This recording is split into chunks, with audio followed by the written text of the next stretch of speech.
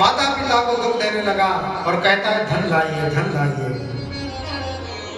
अब तो ब्राह्मण बड़े दुखी हो गए, विचार करने लगे, देखो जंगल में श्रेष्ठ ब्राह्मण ने जो उपदेश किया था वही आज आ गया। उस समय यदि हम उनसे बार बार याचना नहीं करते तो आज यह फिर हमको देखने नहीं मिलता।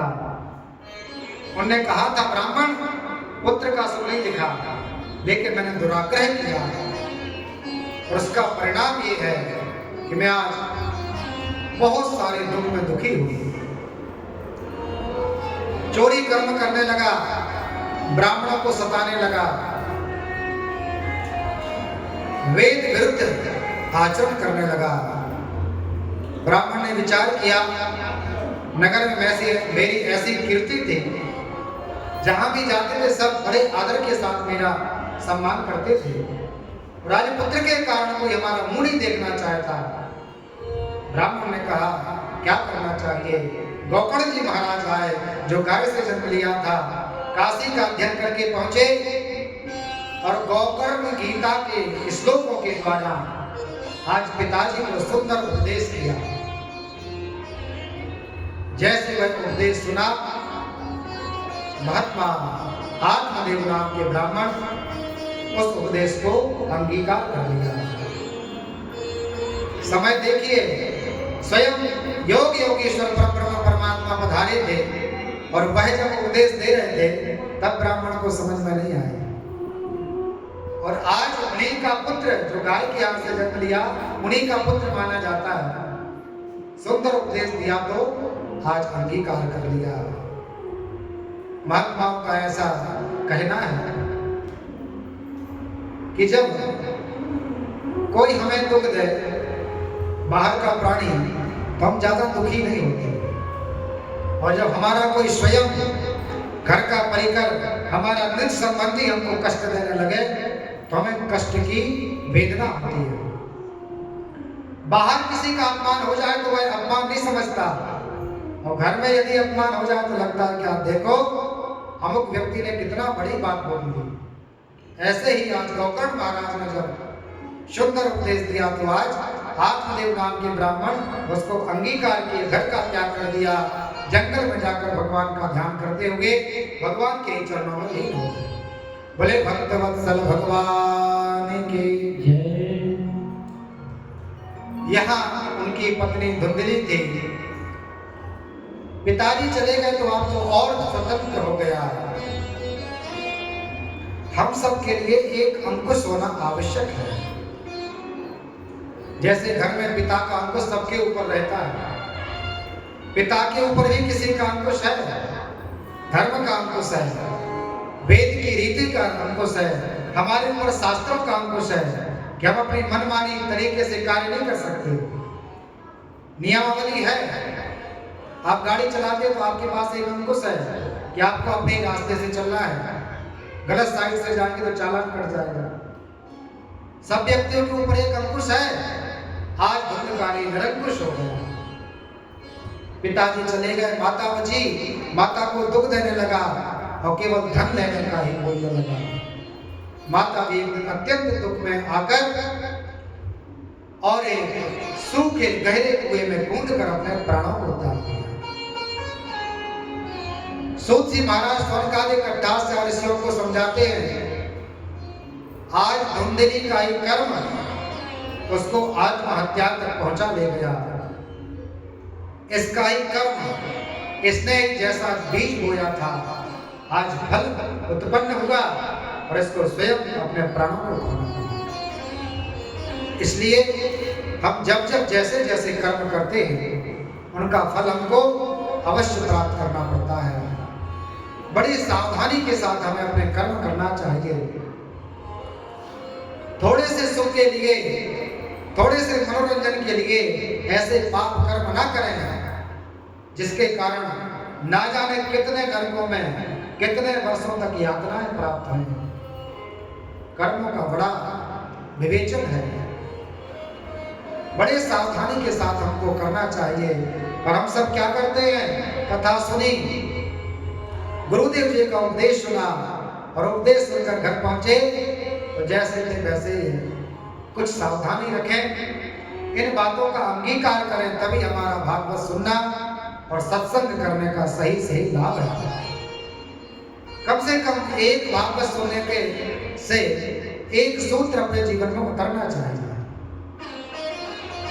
उतरे तभी तो भागवत है, तभी तो भगवान की कथा है, जो हमारे जीवन की अनेक प्रकार की व्यथाओं का हरण कर ले, वही परमात्मा की दिव्य कथा है। यदि आप मनोरंजन के रूप में कथा सुने तो मनोरंजन के तो बहुत सारे साधन हैं। आप लोग सब मनोरंजन करते ही रहते हैं, घर में बैठकर मोबाइल चलाते रहते हैं, दिन भर समय पता नहीं चलता कितना निकल जाता। लेकिन यदि हम सोचें मनोरंजन करते करते भगवान की प्राप्ति होने वाली नहीं है, इसलिए आत्मरंजन करें।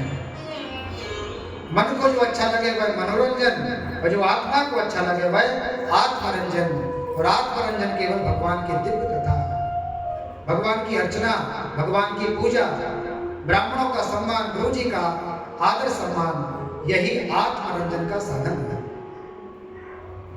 आप लोग अपने हृदय पर हाथ रखकर और बिना हाथ रखे भी आप लोग मन में विचार करो, मनोरंजन के साधन हमने कितने किए, लेकिन क्या कभी ठीक ठीक आपको आत्मा में ऐसी शांति प्राप्त नहीं हुई होगी, ऐसा आनंद प्राप्त नहीं होगा, ऐसा कभी आपको मन में संतुष्टि नहीं लगी होगी जैसे भगवान की पूजा करने से, ब्राह्मणों का सम्मान करने से, भगवान की कथा का पान करने से।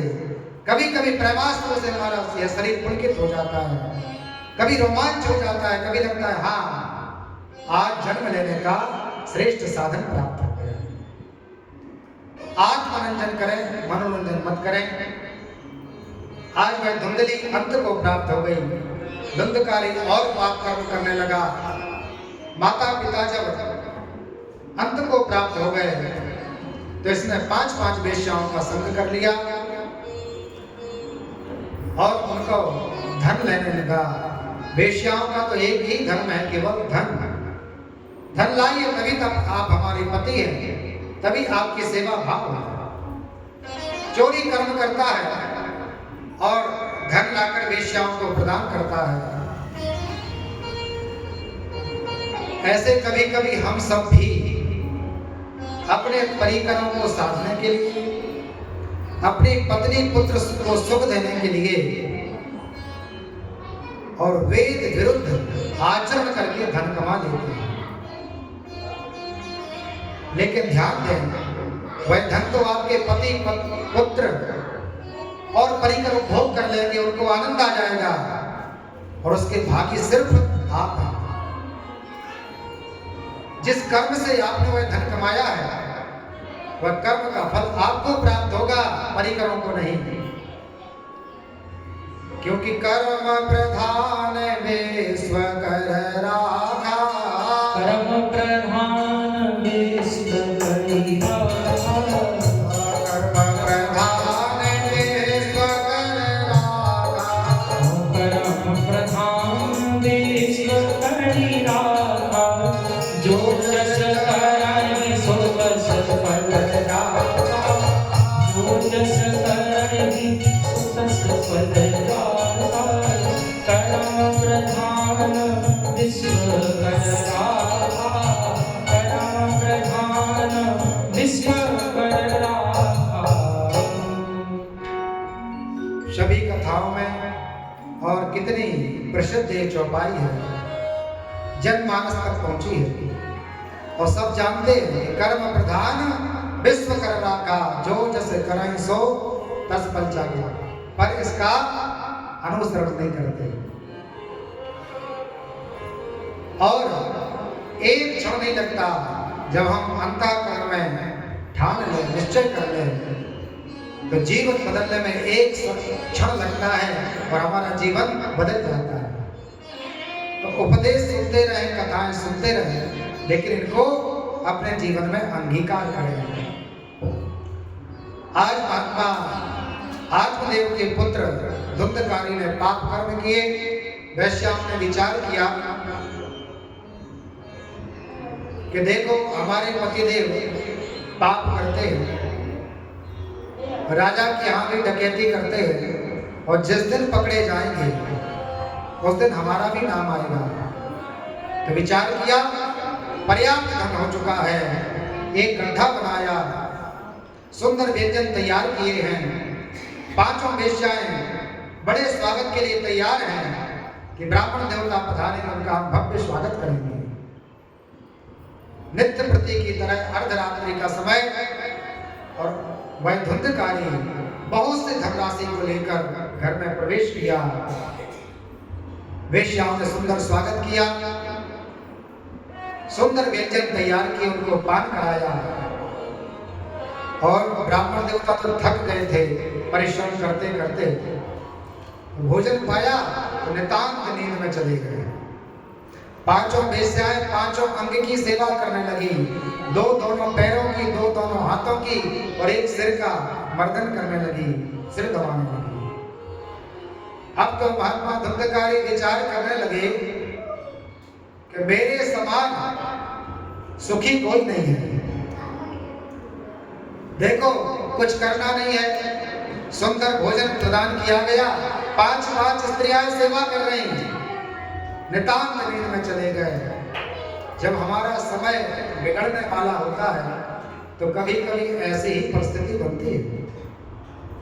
आप सब बड़े वृद्ध लोग यहाँ विराजमान हैं, आप लोगों ने देखा होगा कि अमुक माताजी या अमुक पिताजी 95 वर्ष के थे, 5 वर्ष से बिस्तर पर पड़े थे, अमुक व्याधि थी या जो भी व्याधि थी, और बोले आज तो उन्होंने सुंदर पान भी कर लिया, 5 वर्षों से कुछ नहीं खा रहे थे, लेकिन क्या पता चला आज बोले उन्होंने एक रोटी भी खा ली, एक गिलास पानी भी पी लिया, पुत्रों से वार्तालाप की, और पता चला उसी रात्रि उनका प्राणांत हो गया। तो हम सब क्या समझते हैं कि अब माताजी या पिताजी ठीक हो जाएंगे, क्योंकि देखो इतने समय से कुछ नहीं खाया और आज एकदम से सब कुछ पान किया, अब तो ठीक हो गए। और ठीक क्या हुई, उसी समय उनका प्राणांत हो गया। आज धुंधकारी चरम सुख पर था कि आज हमारा चरम सुख है। उसी रात्रि में प्रयोजना के द्वारा, पूर्व निर्धारित मंत्रणा के द्वारा उस गड्ढे में महात्मा को गिरा दिया गया। ऊपर से पांचों वेश्याओं ने एक एक लकड़ लिया, जलता हुआ अंगारे का लकड़ी, और उस पर प्रहार किया कि बड़ा आतताई है, बड़ा धर्मी है, यदि हम इसको कष्ट दें और मान लो जीवित हो बच गया तो फिर तो हमारा जीवन एक क्षण में ले लेगा। जैसे बड़ा कोई आतंकवादी हो या पापी हो और उसको प्रहार किया जाए, मर जाए तब भी उसके ऊपर मरने के बाद भी प्रहार किए जाते हैं। ऐसे आज धुंधकारी के ऊपर प्रहार किया गया, तड़पने लगा, चीत्कार करने लगा, बचाओ बचाओ। लेकिन आज धुंधकारी के कर्मों ने उसको अंत कर दिया। पांचों वेश्याओं ने सुंदर वह धन लिया और वहां से पलायन कर गई। पाप कर्म करने के कारण धुंधकारी बड़ा पिशाच बना, प्रेत की योनि में गया। जीते जी प्राणों को दुख दिया, जीते जी नगरवासियों को कष्ट दिया, अब तो महाप्रेत बनकर, भूत बनकर भी दुख देने लगा। गौकर्ण महाराज काशी से आए, विचार किया घर का खबर लेना चाहिए, तो जैसे नगर में प्रवेश किया सबने कर दिया सावधान, आप अपने घर में मत प्रवेश करिए। आपके जो भाई थे धुंधकारी महान प्रेत की योनि में हैं और नाना प्रकार के रूप धारण करके कष्ट देते हैं। तो महात्मा गौकर्ण तो परम भगवान के भक्त थे। काशी में जो भगवान की पवित्र नगरी है और बुद्धि की तो श्रेष्ठ